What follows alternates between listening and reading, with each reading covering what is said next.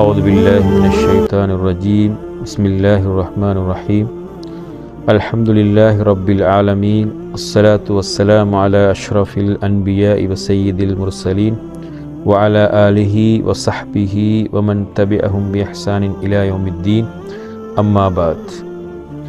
மதிப்புக்குரிய இஸ்லாமிய சகோதரர்களே சகோதரிகளே, நாங்கள் இன்று ரமதானுடைய இறுதிப்பத்திலே இருக்கிறோம் என்ற வகையிலே இறுதிப்பத்தோடு தொடர்பான மிக முக்கியமான ஒரு அமல்தான் லைலத்துல் கத்ருடைய இரவாகும்.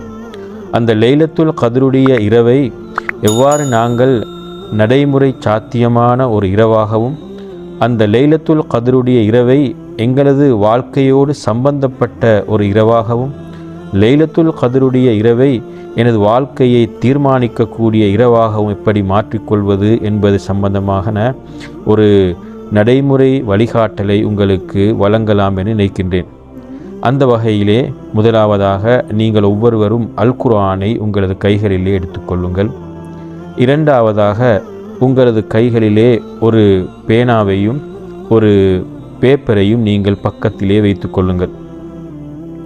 முதலாவதாக நாங்கள் அல் குர்ஆனை எடுத்து லைலத்துல் கத்ர் இரவோடு தொடர்பாக அல்லாஹு தஆலா ஒரு தனியான சூறாவையே இறக்கி வைத்திருக்கிறான் என்பது உங்களுக்கு தெரியும். அதுதான் சூரத்துல் கத்ர் என்று சொல்லக்கூடிய இன்னா அன்ஸல்னாஹு ஃபீ லைலத்தில் கத்ர் என்ற சூறாவாகும். இந்த சூறாவை இப்போது நானும் நீங்களும் சற்று மேலோட்டமாக வேணும் ஓதி பார்ப்போம். இன்னா அன்ஸல்னாஹு ஃபீ லைலத்தில் கத்ர், நாங்கள் அந்த குர்ஆனை லைலத்துல் கத்ர் என்ற இரவிலே இறக்கி வைத்திருக்கின்றோம். வமா அதுராக மா லைலத்துல் கத்ர், நபியே அந்த லைலத்துல் கத்ருடைய மகோன்னதத்தை உன்னதத்தை உங்களால் கற்பனை செய்யக்கூட சாத்தியமற்ற ஒன்றாகும். என்றாலும் நான் உங்களுக்கு ஒரு உதாரணம் ஒன்றை கூறுகின்றேன். லைலத்துல் கத்ரி ஹைருன் மின் அல்ஃபி ஷஹர், அந்த இரவு 1000 மாதங்களை விட சிறந்த இரவாகும். தனஸ்ஸலுல் மலாயிகத்து வர்ரூஹு ஃபீஹா பிஇذن ரப்பிஹிம் மின் குல்லி அம்ரின் சலாம், அந்த இரவிலே மலக்குமார்கள் இறங்கிக் கொண்டிருப்பார்கள். அதிலே ரூஹ் என்று அழைக்கப்படக்கூடிய ஜிப்ரீல் அலைஹிஸ்ஸலாம் அவர்களும் பிரதம அதிதியாக அவர்களோடு இறங்கிக் கொண்டிருப்பார்கள். சூரியன் உதிக்கும் வரையிலே அந்த இரவு ஒரு அமைதியான ஒரு சாந்தமான இரவாக இருக்கும். அந்த மலக்குகள் அல்லாஹுடைய அனைத்து கட்டளைகளோடும் இந்த உலகத்துக்கு பிரசன்னமாகிக் கொண்டிருப்பார்கள் என்ற அந்த கருத்து சுருக்கத்தை தான் இந்த சூரா எங்களுக்கு கூற வருகிறது. மதிப்புக்குரிய இஸ்லாமிய சகோதரர்களே சகோதரிகளே, இந்த சூரா சொல்லக்கூடிய சில முக்கியமான கருத்துக்களை இந்த இடத்திலே நோக்குவோம். முதலாவதாக அல்லாஹு தஆலா இந்த லைலத்துல் கத்ர் என்ற இரவுக்கு சிறப்பை கொடுத்திருப்பது இந்த அல் குர்ஆனை இறக்கியதனாலாகும். அல் குர்ஆனுடைய மகத்துவத்தின் காரணமாகத்தான், அல் குர்ஆன் என்ற அல்லாஹுடைய வழிகாட்டல் இந்த உலகத்துக்கு அனுப்பப்பட்டதன் விளைவாகத்தான் லைலத்துல் கத்ர் என்ற அந்த இரவுக்கு கண்ணியம் வருகின்றது. எனவே அல் குர்ஆன் என்ற வஹி, வானமும் பூமியும் சம்பந்தப்படுகின்ற அந்த தெய்வீக உறவு ஒரு முஸ்லிமுடைய வாழ்க்கையிலே முதலாவதாக அவன் ஆள் மனதிலே பதித்து கொள்ள வேண்டிய ஒரு அம்சம்தான். எனக்கும் இந்த மறுமையோடு தொடர்பான அந்த வாழ்க்கைக்கும் உள்ள உறவு எத்தகையது. அல் குர்ஆன் வானத்தையும் பூமியையும் இணைக்கின்ற ஒரு பாலமாகும். எனவே ஒரு முஸ்லிம் இந்த உலகத்திலே முதலாவதாக இந்த லைலத்துல் கத்ருடைய இரவிலே அவன் அதிகம் கவனம் செலுத்த வேண்டியது, தனது பாதங்கள் பூமியில் இருந்தாலும் தனது கண்கள் வானத்திலே மறுமையை நோக்கி இருக்க வேண்டும்.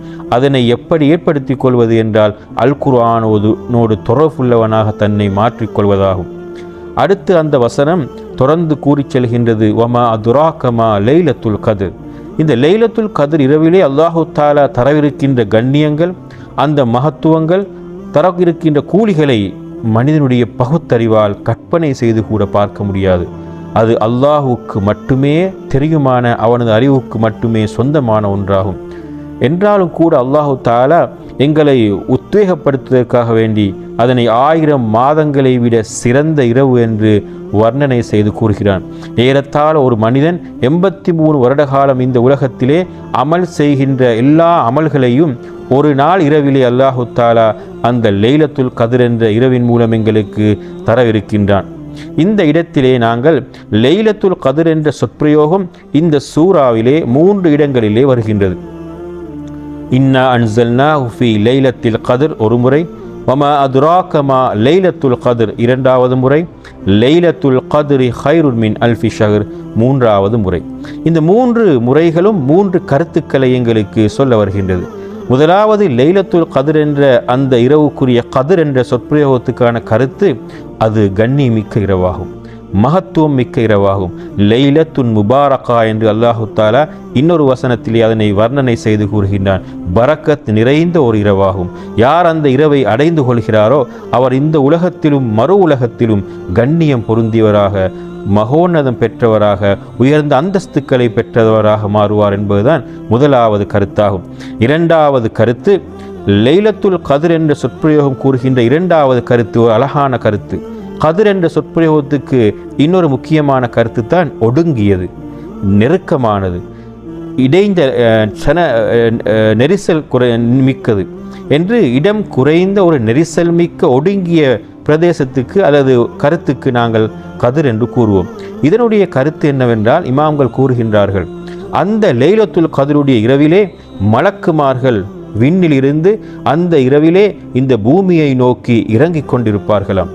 எந்த அளவுக்கென்றால், எங்களது கை விரல்களில் 4 விரல்களை இந்த நாங்கள் வைத்து பார்த்தால் அந்த அளவுக்கு கூட இடமில்லாத அளவுக்கு நெரிசல் மிக்கதாக மலக்குமார்கள் திரும்பும் திசையெல்லாம், பார்க்கும் திசையெல்லாம் மலக்குமார்கள் இறங்கிக் கொண்டிருப்பார்களாம். அந்த அளவுக்கு ஒரு நெரிசல் மிக்க, மலக்குகளால் நிரம்பி வழியக்கூடிய ஒரு அழகான ரஹ்மத் இந்த உலகத்துக்கு இறங்கிக் கொண்டிருக்கின்றது. அப்படியான ஒரு அழகான இரவுதான் அந்த லைலத்துல் கத்ருடைய இரவு என்ற இரண்டாவது கருத்தை நாங்கள் புரிந்து கொள்கிறோம். அந்த இரவிலே மலக்குமார்கள் அல்லாஹுடைய விருந்தாளிகளாக இறங்கிக் கொண்டிருப்பார்கள். அந்த விருந்தாளிகளுடைய பிரதம அதிதியாக ஜிப்ரீல் அலைஹிஸ்ஸலாம் என்ற மலக்குகளுடைய தலைவர் அங்கே வருகை தந்து கொண்டிருப்பார்கள். எனவேதான் அன்றைய சஹாபாக்கள் ஜிப்ரீல் அலைஹிஸ்ஸலாம் அவருடைய வருகையை எதிர்பார்த்தவர்களாக லைலத்துல் கத்ருடைய இரவிலே அழகான புத்தாடைகளை அணிந்து நறுமணங்களை பூசிக்கொண்டு ஜிப்ரீலை எதிர்பார்த்து கொண்டிருப்பார்களாம். அந்தளவு தூரம் அந்த இரவிலே அவர்கள் நோன்பு பெருநாளைக்கு முன்னால் அந்த லைலத்துல் கத்ரை பெருநாளாக கொண்டாடினார்கள் என்று நாங்கள் வரலாறுகளிலே படிக்கிறோம். எனவே அந்த லைலத்துல் கத்ர் சொல்லக்கூடிய இரண்டாவது முக்கியமான கருத்து அதுவாகும். மூன்றாவது மிக முக்கியமான கருத்துக்கு நாங்கள் வருவோம். அதுதான் கத்ர் என்பது கலா கதிரை குறிக்கின்றது. அந்த இரவில் தான் அல்லாஹு தாலா அடுத்த வருடத்திற்கான இந்த உலகம் எப்படி இயங்கப் போகிறது, இந்த உலகத்திலே மனிதர்கள் எப்படி வாழப்போகிறார்கள், அவர்களது ரிஸ்க் எப்படி அமையப் போகிறது, அவர்களில் எத்தனை மனிதர்கள் இத்தனை ஆயுட்காலம் வாழப்போகிறார்கள், அவர்களது வாழ்வாதாரம் எப்படி அமையப் போகிறது என்று கலா கதிரோடு சம்பந்தமான எல்லா விடயங்களையும் நிர்ணயிக்கின்ற எழுதுகின்ற இரவு என்று இமாம்கள் கூறுகின்றார்கள்.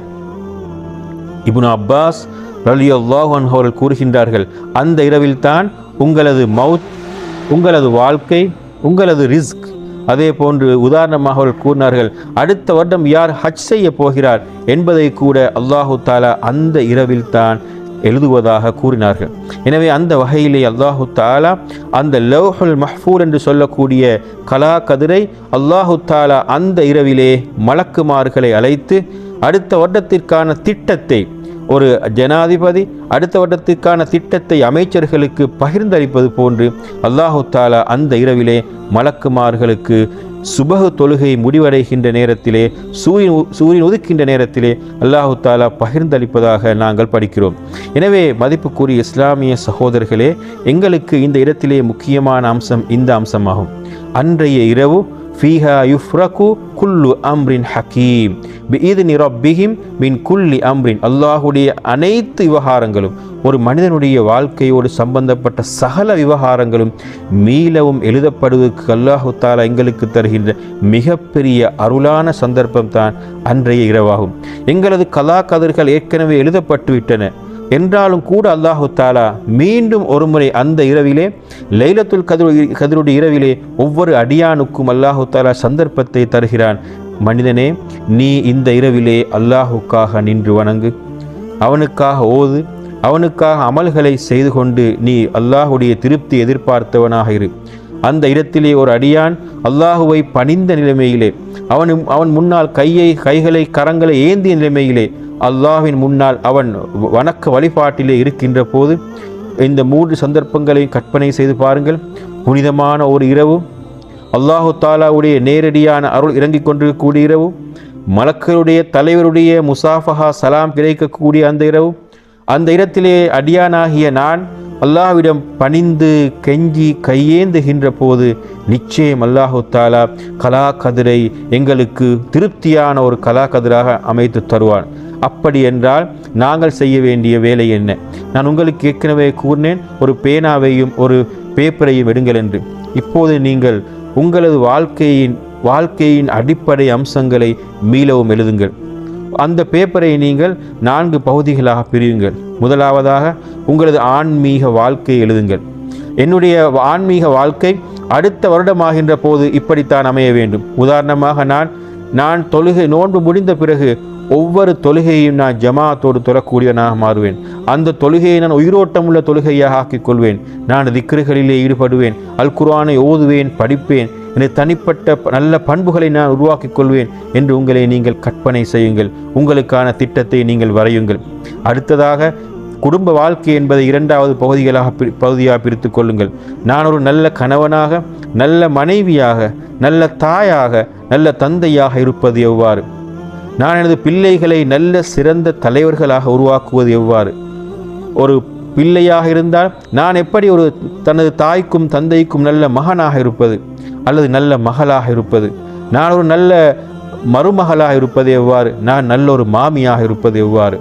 இவ்வாறு இரத்த உறவுகளுக்கு சென்றால் நான் எப்படி ஒரு நல்ல சகோதரனாக எனது தம்பியோடு, எனது நானாவோடு, எனது தாத்தாவோடு, எனது தங்கச்சியோடு நான் எப்படி ஒரு நல்ல இரத்த உறவை பேணக்கூடியனாக இருப்பது என்பதை அழகாக எழுதுங்கள். 3வது பகுதியாக பிரித்து கொள்ளுங்கள். எனது வியாபார வாழ்க்கை. வியாபாரத்திலே நான் என்னுடைய தொழிலை நான் ஹலாலாக செய்கிறேனா? ஹராம் கலந்திருந்தால் அதை எவ்வாறு நான் முழுமையாக நான் அகற்றிக்கொண்டு நல்ல ஒரு தூய்மையான பிஸ்னஸாக, வியாபாரமாக, தொழிலாக ஆக்கிக்கொள்வது?